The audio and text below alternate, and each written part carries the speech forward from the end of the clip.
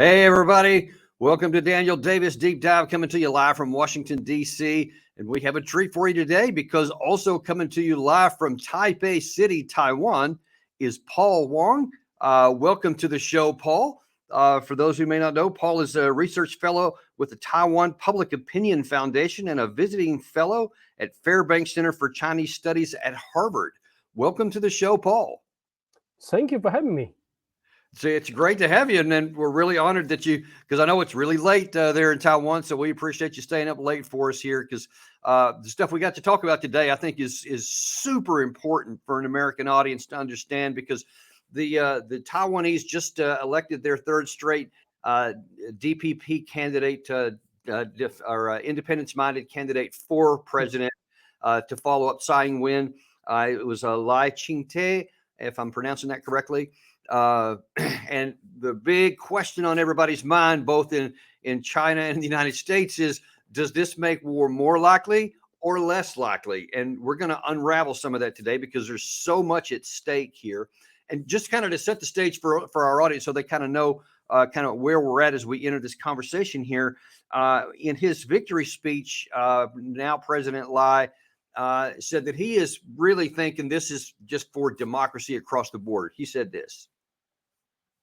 共同写下了民主的新页，并向世界展现了对民主体制的珍惜。这是我们永不放弃的坚持。为2024世界大选年最瞩目的第一场大选，台湾缔造了民主阵营的第一场胜利。Now, for the democracy of the world and for the Western world, this is a great deal. I mean, Taiwan is like the symbol of democracy and like a jewel in the Asia Pacific area there that just stands up as a democracy above all. But China, on the other hand, views it a little differently. And this was the reaction from the Chinese foreign minister. Taiwan has never been a country, not in the past and certainly not in the future. Taiwan independence has never been possible. It has not been possible in the past, and it will never be possible in the future. Anyone on the island of Taiwan who wants to pursue Taiwan independence or split China's territory will be severely punished by history and law. Now, there are those in the region who consider this an actual real friction point and are very concerned about what may happen. And in fact, in this little clip we have here, where there was, I believe, an expert from Singapore that was weighing in, the clock is ticking. For China, it's only a matter of time until Taiwan is under its authoritarian rule, by force if needed. President Xi, in his New Year's speech, even calling the reunification of Taiwan with the mainland a historical inevitability. The drums of war seeming to beat louder in recent years, a record number of Chinese warplanes and ships encircling the island. So is he right there? Is this a ticking time bomb? Well, I think it is, but it probably has less to do with the result of Taiwan's election than it has to do with the imbalance of military power and overall national power between Taiwan and China. And it has been going on. This imbalance has been growing with or without a DPP president. You know, it's just if KMT wins, they still have to face the same challenge, and China will still do the same thing.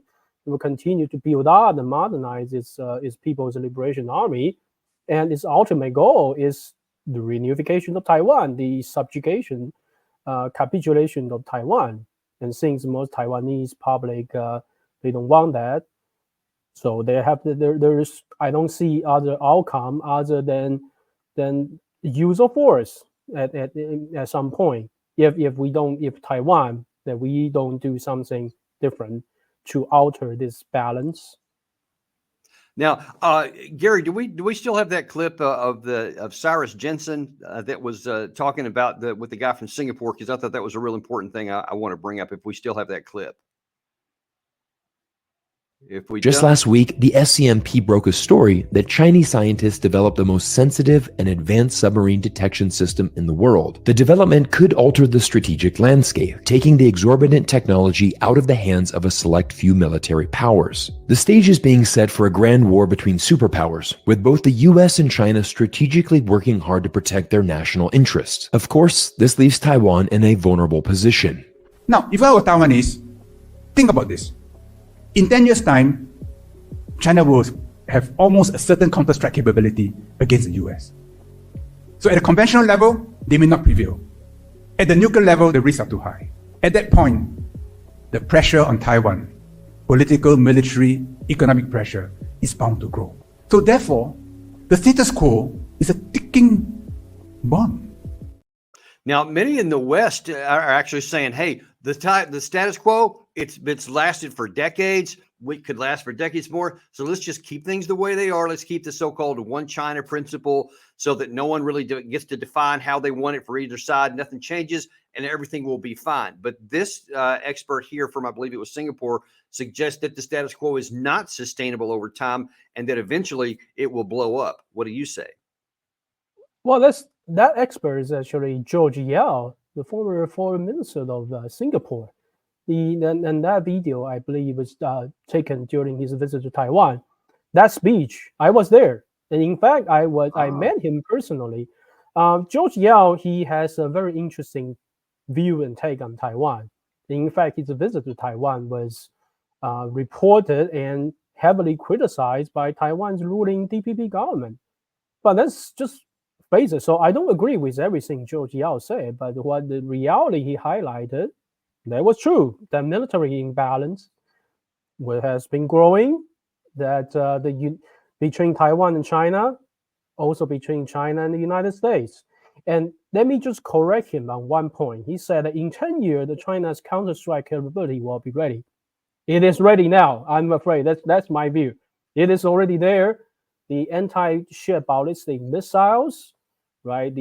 All these offensive munitions in the forms of ballistic missiles, supersonic missiles, anti-ship missiles, they're there already. They have that capability. It's just that in 10 years' time, they're going to grow even more, refine even more of that capability, and therefore they will have even higher probability of victory against Taiwan. Or Now, against Taiwan. what is a lot of the talk recently, and in fact, for Xi Jinping's New Year's speech, a lot of people had raised eyebrows because he admitted that they were having lots of economic difficulties domestically, and so some suggest that.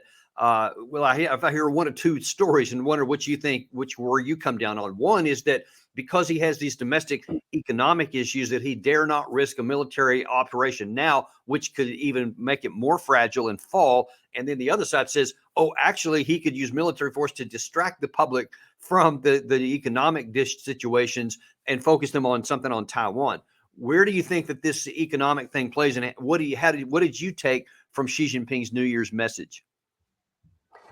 Well, the past history of the Chinese Communist Party of the People's Republic of China indicated that the data point said the CCP is actually tend to be more restrained when they are facing internal domestic challenges. So I think the first explanation has that there were more evidence to support the first view, but in terms of China's economic difficulties or stagnated growth, I think I don't think it's as serious as people have in the West have portrayed it to be, and also it's not. It doesn't really constrain China's their military POA's modernization and expansion, and I also don't think that it is having much of an impact on Xi Jinping or CCP's calculations when they're making these foreign policy strategic decisions or timeline. If they have a timeline, I don't think that's influenced by the current economic issues that people have observed. I mean, of course, structurally they are serious, but they're not catastrophic. But definitely nothing like the Nothing like the financial crisis of 2008 that's in the U.S. Yeah. It's nothing like that. Now, I remember that you and I were emailing back and forth a week or two before the election, and I had asked you at that time, would it matter whether it was KMT, DPP, or the third party candidate? Would one have a better chance for peace or the other? And I remember you said you thought it probably wouldn't even matter which one won; the same risk would apply to all. Now that Lai has been elected president, do you see now that doing anything to either improve or worsen the situation in terms of the potential for violence on the island? Well, my take has always been the risk of war between Taiwan and China, and i.e. the probability of PRC, Chinese Communist Party, launch an invasion of Taiwan. The fundamental cause behind that is the imbalance of power, military power, and also overall just overall national power between Taiwan and China, and also between China and the United States. Because of this imbalance, because of this discrepancy between their actual power and their posture, and that gives the PRC China the impetus to assert its power over Taiwan by using force. So it doesn't have much to do with Taiwan's domestic partisan shift. Now, of course, you can argue that different political parties, they might have different defense policy, economic policy, strategic stance, and that contribute to Taiwan's shifting national power, military power. And that I could say yes. I have myself being a critic of DPP's defense policy over the last 8 years, and I think if the DPP they are going to continue for at least another 4 years. I think it's just going to get worse from this point on. So that's even worse for Taiwan. But if it's KNT, we also don't know how much they will change. But my argument has always been, it is these imbalance of power that contribute to the risk and instability and the risk of war. I see. So let's look at that question for a second. Let's look at because you talk about the imbalance of power on either side of the strait. What is the current situation with the DPP, whether it was Tsai Ing-wen or now the new president? What is their plan to improve their defensibility? Because I've read that they're going to put more modernization or actually start moving into other directions besides these big ticket items and make the island more like the porcupine strategy, some call it. Is there a serious move in that direction? And do you think they're going fast enough? No, there has been no serious intent or attempt to reform Taiwan's military or to reorient Taiwan's defense posture. Any such talk that you read is propaganda, is PR put out by Taiwan's ruling government, the Tsai Ing-wen government, and its Ministry of National Defense, which, by the way, has a track record of making allies to cover up Thai government's faults, the faulty defense and lack of actions in defense reforms and defense preparedness. And so what do the people think? Because I think I also saw a poll within the last week or so that said, especially among the young people in Taiwan, they definitely don't want any war with China. They just don't want to worry about it. But they're not really seriously thinking about fighting a war. So they're not joining the military in large numbers. And apparently the training is not that robust. How does all that play into what the government's going to do? And is that even right? So one key indication is conscription. So Taiwan has a constitutionally mandated conscription for males only. So I myself served as part of the conscription almost more than 10 years ago. I served 1 year back during that time when conscription was 1 year. Starting from 2016, they changed it to 4 months, which has been a complete disaster because with 4 months, even during the time when it was 1 year, training was terrible, very insufficient, and there was very few people took it seriously. For 4 months, it was just like it was a summer camp. There was nothing. Oh wow! Could really be done. So it's still 4 months right now. So Thai government finally made a change to re-extend it to 1 year starting this year. So the 1 year cohort will enter into service in a week or two's time, I believe. Oh, okay. But that is still insufficient. It's not just the length of service; it's the overall how the military is set up and how the organization, the institution, the trainings and doctrines. They're just Well, that's the completely question. So if 4 months was insufficient and the top, and now that they're going to extend it back to a year, is it going to be tougher training than what you did? I don't think so. I don't think that's going to happen. The Taiwan military, I know that people know, it's just it will not change unless there's a fundamental reform into the civil military relation, into how military is managed. But going back to what you just said about young people, so our foundation did a poll before the conscription was extended in December 2022. We found something like 80% of the public supported re-extension of conscription. So and that level of support has remained similar over the last few years. So Thai government only made that move after much long after it was clear that the public would support an actual doing something that's real, that's tangible. Now, however, our poll also found that among the youngest electorates, those between 20 to 25, they were the only age groups that didn't have majority support of re-extending conscription. Now, it's obvious because if you are a male age 20 to 25, you are likely in college, and then if the conscription is extended to 1 year, then you have to serve another extra 6 months, 10 months. Then that's probably why Taiwan's youth they don't support it. But look, it's national survival, and it's clear that the most Taiwan public supported it. So the Thai government made the right move, although it came very late. I see.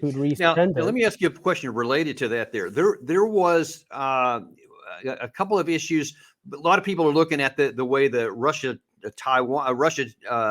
Ukraine war has been fought and making analogies for what could happen between China and Taiwan. And one of the areas they look at is that China may have second thoughts about what they would do because they saw how viciously the Ukrainian people fought against the Russians. Now, I wonder what you feel from your perspective is the relationship between the Taiwanese people, especially that 20 to 25 age group, and Chinese, as opposed to the Ukrainians and the Russians, which had historical hatred for one another. And so it's not surprising at all that Ukraine would fight because, going all the way back to the Second World War, there was, violent disagreements between the so-called white Russians and the red Russians, et cetera. Does a certain dynamic exist here? Meaning, if China did attack, and so they've come into your country and they're, they violated your defense, will the people of Taiwan, the young people especially, will they rise up in just as much anger and hatred against China as the Ukrainians did against Russians?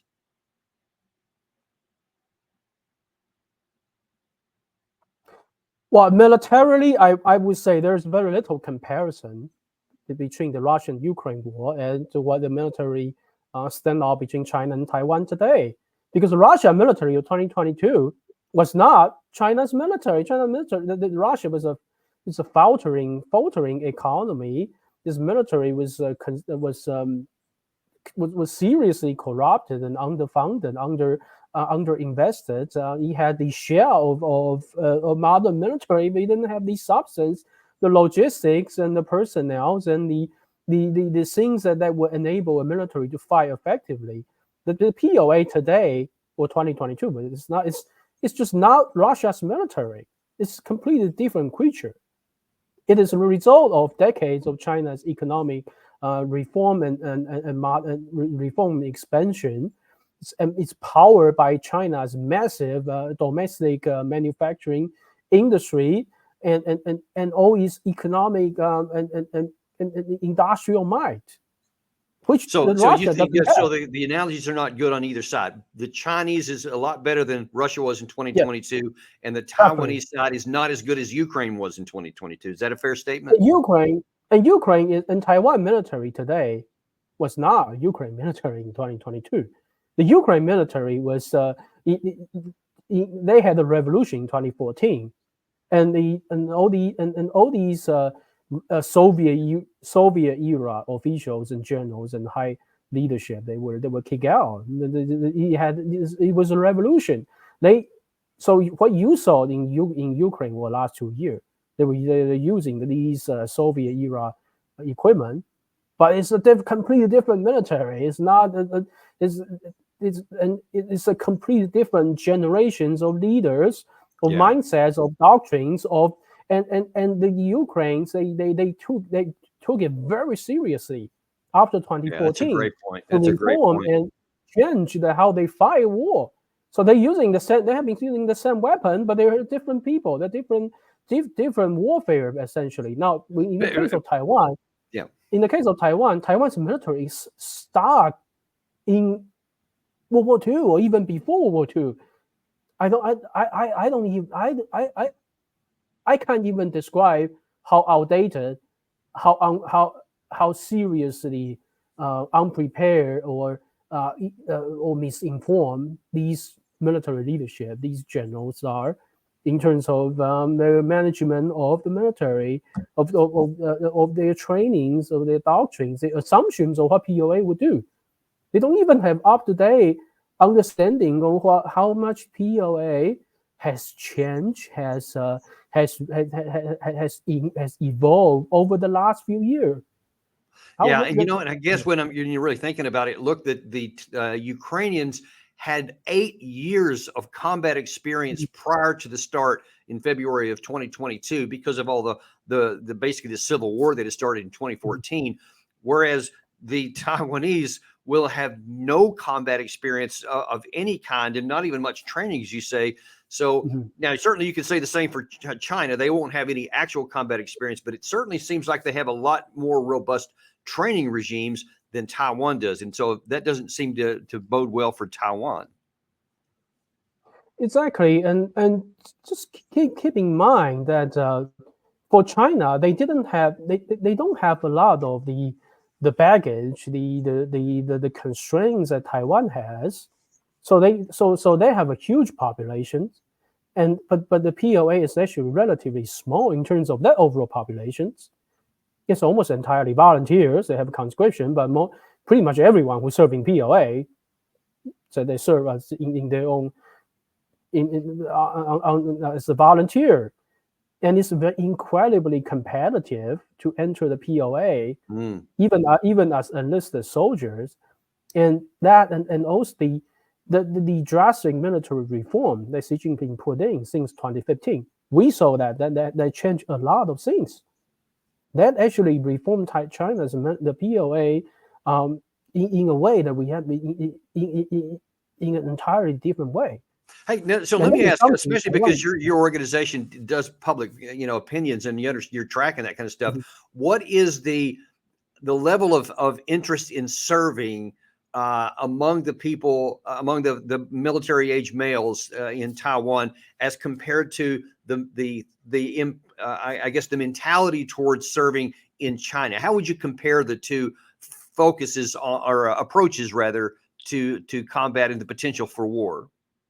Well, Taiwan's government over the last decade, they have been trying to move away from conscription into an all-volunteer force. That was the policy during my previous president, Ma Ying-jeou, and also Tsai Ing-wen, until they changed to recent conscription. But they still say that the bulk of the fighting force will have to come from the volunteers who are better trained, who are there for a few years contracts, who receive the better resources and investment from the military, and who staff these critical units, these missile units, right? The Navy and Air Force, but the military, the M&D, Taiwan's Ministry of National Defense, they have been falling short of their volunteer recruitment target years after years, and it is getting even worse. And not only that they're not finding enough volunteers to serve, they are also losing their existing soldiers at a learning rate, because what happened is they recruit almost exclusively from people of very low socio-economic ladders, and they use in recruitment, they use these very deceptive languages, like advertising how much pay, how much benefit there is, but they recruit these people who are not actually motivated to live a military life, and after serving a few months, and even without finishing training, they find out that it's not for them. They're not cut for it, and they just quit. They just quit. They just pay a huge fine and they quit. And the last 10 years is this story going over and over again. Now, why is that? It's because the military it has never been reformed. The institution, the trainings, the leadership, they just stay stuck in the past. So even as no matter how motivated, how physically fit, how mentally fit you are to enter as an enlisted volunteer, you just have to go through these officers, leadership, and institution. They're totally not carved for war, and this destroy the morale and really just remove the incentive for serious people to serve. Okay, so that's in the training. Now, in the last few minutes we have here, I want to ask you two more questions, which I think is really critical. First of all, from the Taiwanese side, if war did come, China would certainly try to come in with, at least I imagine, probably a big shock and awe, shock kind of situation with lots of firepower to make the Taiwanese not want to fight. The question is, do you think that the Taiwanese military will fight tenacious and tough and go after lots of suffering and just continue to fight no matter what, or can they be shocked into capitulation? How do you think it would happen? I mean, as best you can. Well, I served 1 year there, over 10 years ago. I'm still in contact with some of those people, and through my job, as a journalist, I interview some of these. I know these people they want to make things right. They want to serve the military. They want to serve the country. They want to fight well, but the institution doesn't allow them to do it properly. The morale, the dedication, that is not the problem. It's the fact that the military is just not organized, designed, and led in a way that will allow them to do that job. And the thing with the Chinese attack on Taiwan is they're going to focus on the focal point, which is the command and control. They're going to attack the radars, the sensors, the command and control centers, the communication relays, and critical radio communications, satellites, internet, those things. And once they take out these critical command control communication points, the rest of the military can only function like a headless body. Then that's the biggest problem. So even if soldiers they are motivated to fight, if you don't have that command and control, then it's gone. And the politicians, Taiwan's politicians, who I trust them far less than the rank and file soldiers in the military, no matter how poorly trained the soldiers are. Taiwan's politicians, after seeing these humiliating images of fighter jets and warships destroyed, and then losing communication with army units and stuff, they might just capitulate. That's the worst scenario for Taiwan. So we're not even going to see an amphibious invasions, a ground warfare. That the politicians might just capitulate just because how overwhelming that first strike is. That's the nightmare scenario we have to avoid. I see. Wow, that's interesting. I'd never heard that concern before. Last question we have here. So the really the trigger for war. Taiwan's obviously never going to start a war. So if one comes, it's going to be because the other side. So as best you can understand, what do you think would be the trigger for China to do something? They've always said it's, if Taiwan declares independence, then, they'll attack. Taiwan's not going to overtly declare that because they know what would happen. So if Taiwan never overtly declares it, what might trigger China to come anyway? Well, I know one thing, that is China, the Xi Jinping and CCP, they don't make that decision based on Taiwan's domestic partisanship, Taiwan's domestic partisan rhetoric. No matter what people outside commentators have assumed, have talked about, China make that move because it wants to. It's not because of Taiwan. These politicians X and Y Z say something or change the silly constitution. It's not because of that. It's because China sees itself as ready, and it thinks that it's about time, or it has some external or internal factor that prompt them to do something, to think this is the best time for us to move. That's when they will attack. And what do you think that would do? Do you think that's something that could come in 6 months, 6 years? What is your thought? Because if I understand correctly, you believe that it will come eventually. Is that right? I think there are ways to prevent it if Taiwan and also United States work harder, start getting serious about doing things. So the imbalance is already so much. Yeah. But that also means that that any little investment and effort, serious effort investment, I'm talking about those reforms, those changes in training and doctrines that can be made, they would have a multiplying effect just because how poor things are. So little things that they do could produce a lot of changes, and those changes, I believe Chinese intelligence and the PLA, they're going to see it.